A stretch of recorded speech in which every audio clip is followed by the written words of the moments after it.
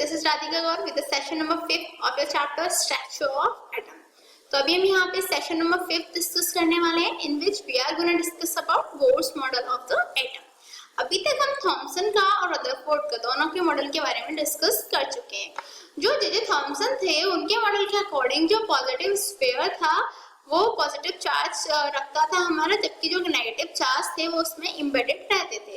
तो ये था हमारा जे थॉमसन का मॉडल। बट जो हमारे रदरफोर्ड थे उन्होंने अपना मॉडल कैसे दिया, उन्होंने क्या किया, एक थिन गोल्ड शीट ली, उस पे उन्होंने क्या किया, एक डबली चार्ज हीलियम पार्टिकल्स के उन्होंने अल्फा पार्टिकल्स जिन्हें कहा उनकी बम्बार्डमेंट कराई। बम्बार्डमेंट कराने के बाद उन्हें पता चला कि जो 3 ऑब्जर्वेशन करी उन्होंने कि कुछ पार्टिकल्स स्ट्रेट जाते हैं गोल्ड फॉइल से, कुछ स्मॉल एंगल से डिफ्लेक्ट हो जाते हैं और कुछ 180 डिग्री से रिबाउंड हो जाते हैं। उनके बेसिस पे उन्होंने 3 कंक्लूजन निकाले कि जो हमारा न्यूक्लियस है वो प्रेजेंट होता है एटम में, जिसमें सारा मास प्रेजेंट होता है, दैट इज प्रोटॉन न्यूट्रॉन्स उसी में प्रेजेंट रहते हैं। ऑल्सो उन्होंने सेकंड थिंग क्या बताई, उन्होंने ये बताई कि जो रदरफोर्ड का मॉडल था उसके अकॉर्डिंग सेकंड चीज जो हमें पता लगी वो ये पड़ी कि जो हमारा इलेक्ट्रॉन्स हैं वो ऑर्बिट्स में जो है रिवॉल्व करते रहते हैं। और थर्ड चीज ये थी कि जो पॉजिटिव चार्ज पार्टिकल्स हैं वो काफी कम स्पेस में प्रेजेंट रहते हैं, जबकि जो सारा स्पेस होता है एटम का, most of the space is vacant in the atom. ठीक है, ज्यादातर स्पेस जो होता है वो एटम में खाली रहता है।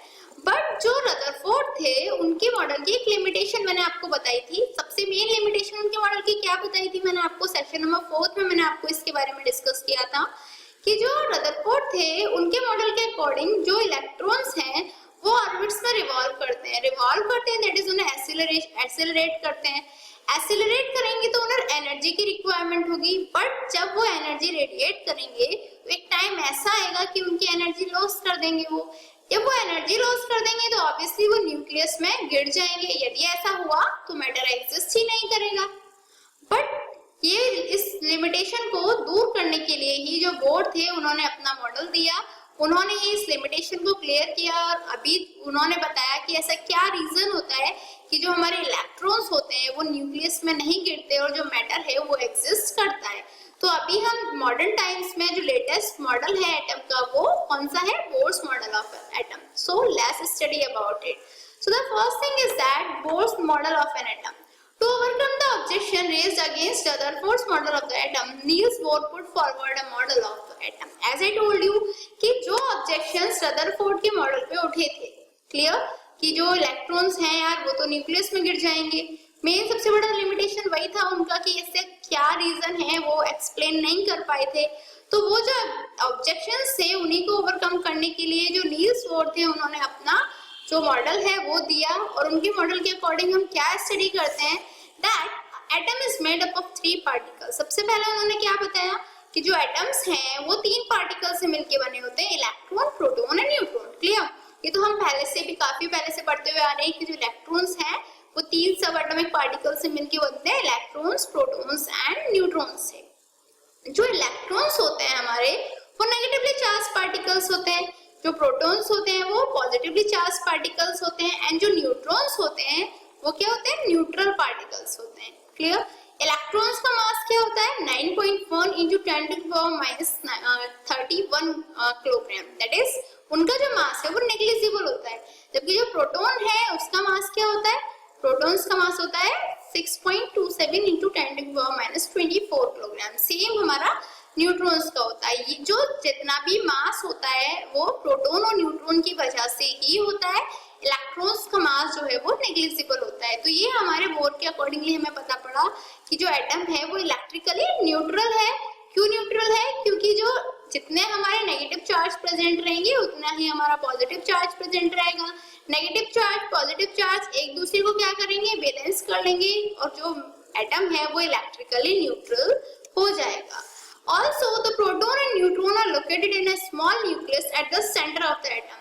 जो हमारे प्रोटॉन है, न्यूट्रॉन है, वो क्या करते हैं, जो न्यूक्लियस है, छोटा सा न्यूक्लियस है, उसमें लोकेटेड रहते हैं at the centre of the atom, atom के सेंटर पे।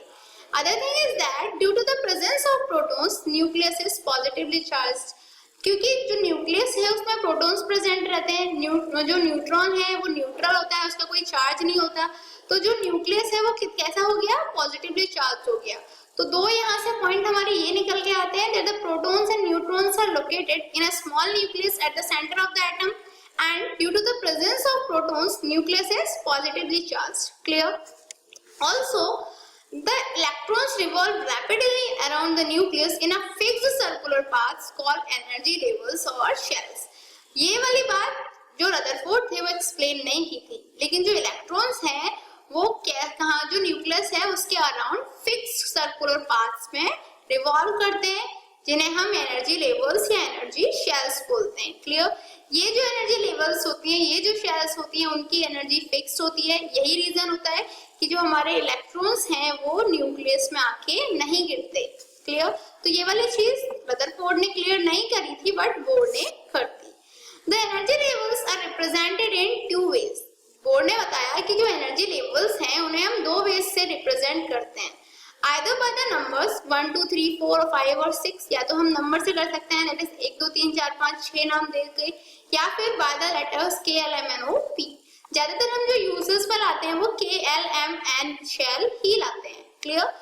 The energy levels are counted from the center outwards. और एनर्जी लेवल्स को हम कैसे काउंट करते हैं? जो सेंटर के पास वाली एनर्जी लेवल होगी वो फर्स्ट होगी, then second, then third, then four and so on. Clear हो गया? That energy levels are represented by either by 1, 2, 3, 4, 5 और by KLMNO. Clear? Also the energy levels are counted from the centre outwards. यहाँ पे आप देख सकते हो ये हमारा बोर का मॉडल है, एनर्जी शेल का मॉडल है. यहाँ पे न्यूक्लियस प्रेजेंट है, इसके अराउंड हमारी ये फर्स्ट ऑर्बिट है या फर्स्ट शेल है, इसको एनर्जी लेवल बोल सकते हैं. ये होगी K, that is n is equals to 1, first level. ये सेकंड होगी, ये थर्ड होगी एंड ये फोर्थ होगी. that is सेंटर से आउटवर्ड जब जाते हैं उस वे में हम इनको काउंट करते हुए जाते हैं. क्लियर? अब बात आती है, there is a limit to the number of electrons which each energy level can hold. Rutherford ने ये नहीं बताया था कि किसी भी ऑर्बिट में कितने इलेक्ट्रॉन्स होंगे, उनको इस सब के बारे में क्लियर नहीं था, पर जो बोर्ड थे उन्होंने क्लियर किया that there is a limit to the number of electrons which each energy level can hold. उन्होंने बताया कि एक लिमिट होती है नंबर ऑफ इलेक्ट्रॉन्स की जिसे कोई भी एनर्जी लेवल होल्ड कर सकती है. Clear? For example the first energy level can hold a maximum of 2 electrons. जो हमारी फर्स्ट एनर्जी लेवल होती है वो 2 इलेक्ट्रॉन्स को होल्ड कर सकती है. Second can hold a maximum of 8 electrons, जबकि जो सेकंड एनर्जी लेवल है वो 8 इलेक्ट्रॉन्स को होल्ड कर सकती है. तो क्लियर हुआ? क्या समझ में आया कि जो इलेक्ट्रॉन्स हैं उनकी जो एनर्जी लेवल्स हैं उनमें कितनी क्वांटिटी रहेगी ये हमारा फिक्स रहता है. इसकी एक लिमिट होती है, बट वो लिमिट किसके ऊपर डिपेंड करती है, कैसे हम देखेंगे कि कौन सी एनर्जी लेवल में कितने नंबर ऑफ इलेक्ट्रॉन्स आएंगे, ये हम अभी आगे स्टडी करने वाले हैं. हम आपको ऐसे एक्सप्लेन कर सकते हैं. It is here explained it by the formula. The maximum number of electron present in a shell is given by the formula 2n square. जो बोर्ड थे उन्होंने एक फॉर्मूला दिया था 2n square. उसी के अकॉर्डिंग जो इलेक्ट्रॉन्स हैं वो किसी भी वैलेंस शेल में फिल किए जा सकते हैं. तो कितने maximum number of electrons fill किए जा सकते हैं? 2n square के बराबर, where n is the orbit number. Example के लिए K शेल के लिए n क्या होगा? फर्स्ट होगा. क्लियर? तो 2 into 1 का स्क्वायर इज इक्वल टू 2. तो K शेल में 2 इलेक्ट्रॉन्स को फिल कर सकते हैं. L शेल के लिए n होगा 2, तो 2 into 2 square is equal to 8. That is L shell जो नंबर 2 वाली शेल है उसमें हम 8 इलेक्ट्रॉन्स को फिल कर सकते हैं.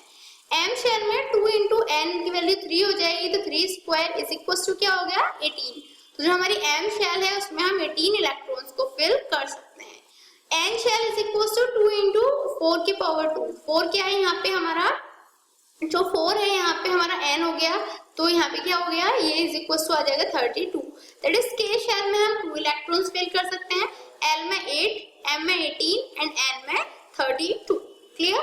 तो ये बोर्ड ने एक्सप्लेन कर दिया कि हम हर शेल में डेफिनेट अमाउंट ऑफ इलेक्ट्रॉन्स को फिल कर सकते हैं, उससे ज्यादा हम फिल नहीं कर सकते, उनकी एक लिमिट होती है. ये रदरफोर्ड एक्सप्लेन नहीं कर पाए थे, बट बोर्ड ने एक्सप्लेन कर दिया.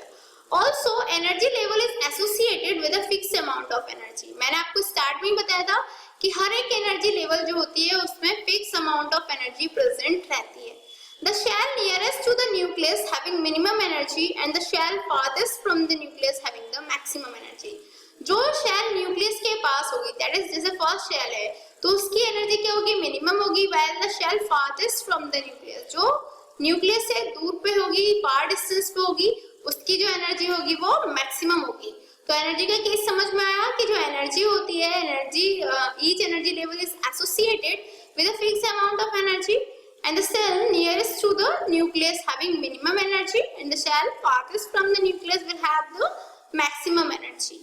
Also, there is no change in the energy of electrons as long as they keep revolving in the same energy level and the atom remains stable.